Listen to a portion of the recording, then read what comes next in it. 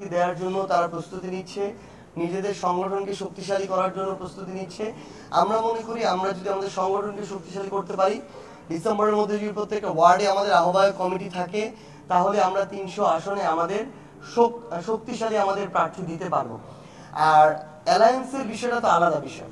এটা আগামী বাংলাদেশ এবং জনগণের স্বার্থকে সামনে রেখে যদি কোনো রাজনৈতিক দলের সাথে গুরুত্বপূর্ণ কিছু বিষয় ঐক্যমত্য হয়ে অ্যালায়েন্সের সুযোগ থাকে, যদি তারা জুলাই সনদ বাস্তবায়নের একমত থাকে, বিচারিক প্রক্রিয়াকে এগিয়ে নিয়ে যাওয়ার ক্ষেত্রে একমত থাকে, যদি তারা বাংলাদেশে ভারতীয় আধিপত্যবাদ বিরোধী এবং আওয়ামী ফ্যাসিস্ট বিরোধী তাদের অবস্থানটা শক্তভাবে ধরে রাখতে পারে, এই বিষয়গুলোতে যদি আমরা ঐক্যমত হতে পারি, তাহলে জনগণের স্বার্থে অ্যালায়েন্স হতেই পারে।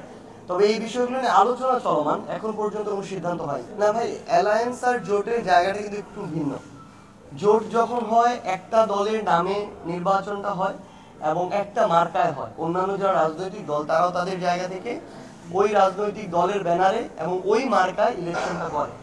অ্যালায়েন্সের বিষয়টা হচ্ছে একটা মিউচুয়াল আন্ডারস্ট্যান্ডিং এর জায়গা, যে কোনো একটা রাজনৈতিক দল এই 100টা আসনে তারা তাদের প্রার্থী দিবে, অন্য একটা রাজনৈতিক দল তারা সেখানে দিবে না, এবং অন্য রাজনৈতিক দল যে 200টা আসনে দিবে তারা আবার আরেকটা রাজনৈতিক দল ওখানে দিবে না। সবাই নিজেদের দলের নামে ইলেকশন করবে, নিজেদের মার্কা নিয়ে ইলেকশন করবে।